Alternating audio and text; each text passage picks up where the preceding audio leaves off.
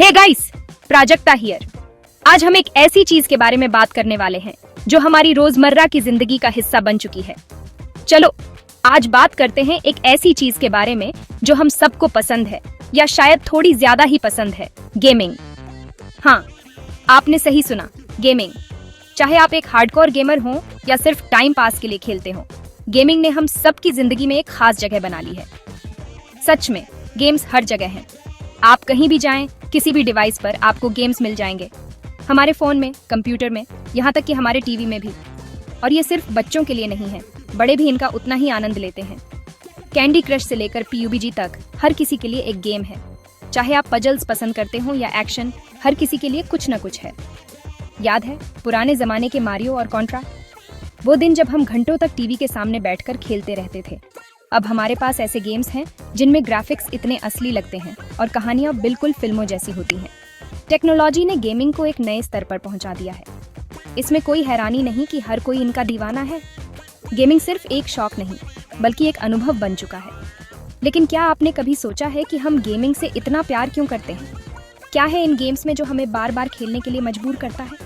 इन digital दुनियाओं में ऐसा क्या है जो हमें बार बार खेलने के लिए मजबूर करता है? क्या ये सिर्फ एंटरटेनमेंट है या कुछ और? तैयार हो जाइए गेमिंग एडिक्शन की दुनिया में गहरा गोता लगाने के लिए। हम जानेंगे कि कैसे गेम्स हमारे दिमाग पर असर डालते हैं और क्यों हम इनके बिना नहीं रह सकते।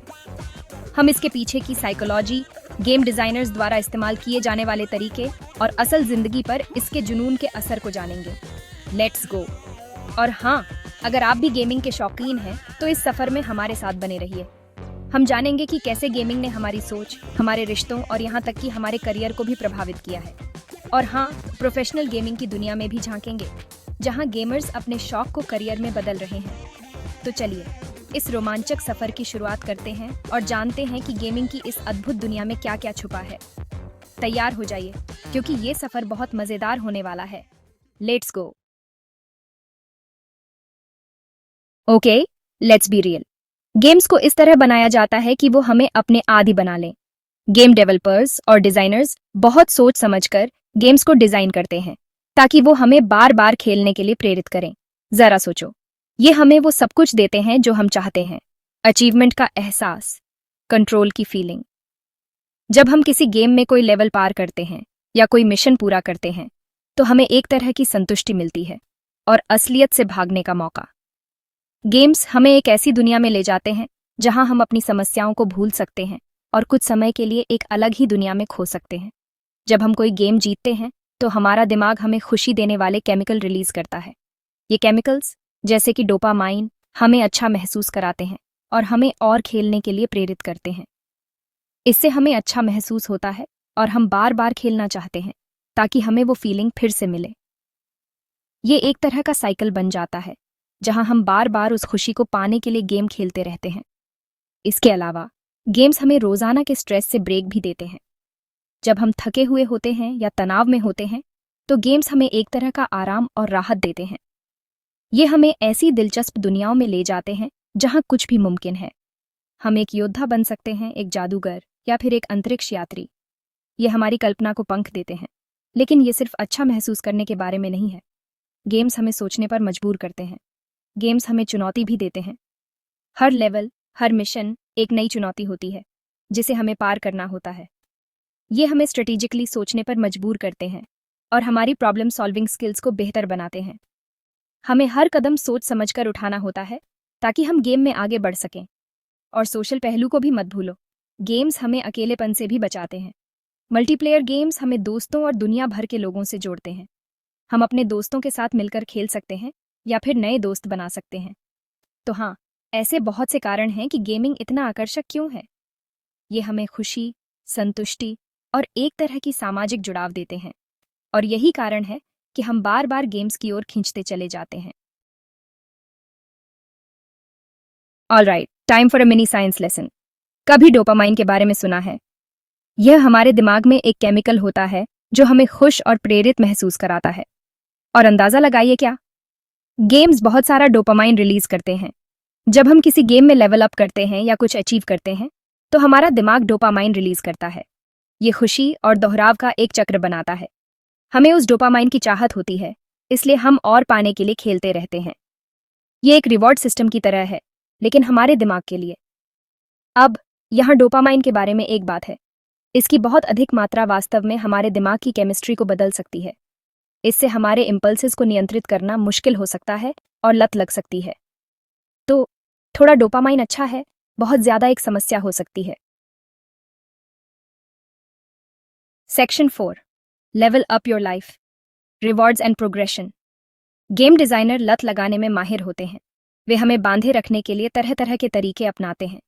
उनका सबसे बड़ा हथियार रिवॉर्ड और प्रोग्रेस सिस्टम। जरा सोचो, हर बार जब आप लेवल अप करते हैं, कोई नया आइटम अनलॉक करते हैं या किसी मुश्किल बॉस को हराते हैं, तो आपको थोड़ी संतुष्टि मिलती है। ये ऐसा है जैसे गेम लगातार आपके सामने एक गाजर लटका रहा है, जिससे आप यह देखने के लिए खेलते रहना चाहते हैं कि आपको आगे क्या मिलेगा। और यह केवल टैंजिबल रिवॉर्ड्स के बारे में नहीं है। गेम्स हमारी प्रगति और उपलब्धि की इच्छा का भी फायदा उठाते हैं। हमें अपने किरदारों को मजबूत होते हुए, अपने कौशल में सुधार और लीडर बोर्ड पर अपना नाम ऊपर चढ़ते हुए देखना अच्छा लगता है। यह हमें अकॉम्प्लिशमेंट का एहसास देता है और हमें ऐसा महसूस कराता है कि हम लगातार आगे बढ़ रहे हैं। Section 5, FOMO, fear of missing out in games. Okay, let's talk about FOMO, पीछे रह जाने का डर। गेम डिजाइनर इस फीलिंग को अच्छी तरह से जानते हैं और वे इसका फायदा उठाते हैं। वे सीमित समय के इवेंट, डेली लॉगिन बोनस और खास रिवॉर्ड वाले गेम्स बनाते हैं, जो आपको तभी मिल सकते हैं जब आप लगातार खेलते रहें। यह अर्जेंसी और दबाव की भावना पैदा करता है कि हम खेलते रहें, तब भी जब हम थके हुए हों या हमारे पास करने के लिए और भी काम हो। हम मजे से वंचित नहीं रहना चाहते हैं या अपने दोस्तों से पीछे नहीं रहना चाहते हैं, इसलिए हम गेम के साथ बने रहने के लिए नींद, काम या यहाँ तक कि सामाजिक मेलजोल का भी त्याग कर देते हैं। यह ऐसा है जैसे गेम एक पार्ट टाइम जॉब बन जाता है, जिसकी अपनी डिमांड और जिम्मेदारियां होती हैं। और सबसे बुरी बात, यह निरंतर दबाव खेल के आनंद को ही कम कर सकता है। Section 6, when gaming goes too far. Real life stories. In this section, we delve into the real life consequences of excessive gaming, shedding light on the stories that often go unheard. These are not just isolated incidents, but a growing concern in our digital age. हम सभी ने कहानियां सुनी हैं, दोस्तों के बीच चर्चा होती है, परिवार के सदस्यों के बीच चिंता होती है, और कभी-कभी ये कहानियां हमारे अपने जीवन का हिस्सा बन जाती हैं। वह गेमर जिसने अपनी नौकरी खो दी क्योंकि वह खेलना बंद नहीं कर सका। यह कहानी सिर्फ एक व्यक्ति की नहीं है, बल्कि उन कई लोगों की है जो अपने पेशेवर जीवन में संघर्ष कर रहे हैं क्योंकि वे गेमिंग की लत से जूझ रहे हैं। वह छात्र जो अपनी परीक्षा में फेल हो गया क्योंकि वह डंजन्स पर रेड करने में बहुत व्यस्त था। यह सिर्फ एक परीक्षा की बात नहीं है, बल्कि यह उस छात्र के भविष्य की बात है जो गेमिंग की वजह से खतरे में पड़ सकता है। ये कहानियां एक्सट्रीम लग सकती हैं, लेकिन ये गेमिंग की लत के रियल नतीजों को उजागर करती है। जब हम गेमिंग की लत के बारे में सोचते हैं, तो हमें यह समझना चाहिए कि यह सिर्फ एक शौक नहीं है, बल्कि यह एक गंभीर समस्या बन सकती है। जब गेमिंग हमारी जिंदगी पर हावी हो जाता है, तो यह हमारे रिश्तों, हमारे स्वास्थ्य और हमारे भविष्य को नुकसान पहुंचा सकता है। यह सिर्फ एक व्यक्ति की समस्या नहीं है, बल्कि यह उन सभी लोगों को प्रभावित कर सकता है जो उस व्यक्ति के जीवन का हिस्सा है।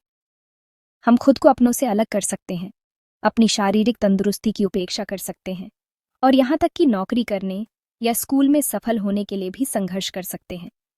ये एक चक्र है जो तब तक चलता रहता है जब तक हम इसे तोड़ने का प्रयास नहीं करते। ये याद रखना जरूरी है कि गेमिंग की लत एक गंभीर समस्या है जो उम्र, लिंग या पृष्ठभूमि की परवाह किए बिना किसी को भी प्रभावित कर सकती है। यह समस्या किसी भी परिवार, किसी भी समुदाय में हो सकती है और इसे नज़रअंदाज नहीं किया जा सकता। अगर आप या आपका कोई जानने वाला गेमिंग की लत से जूझ रहा है, तो मदद और सहायता लेना बहुत ज़रूरी है। सहायता समूह, परामर्शदाता और पेशेवर मदद उपलब्ध हैं जो इस समस्या से निपटने में मदद कर सकते हैं।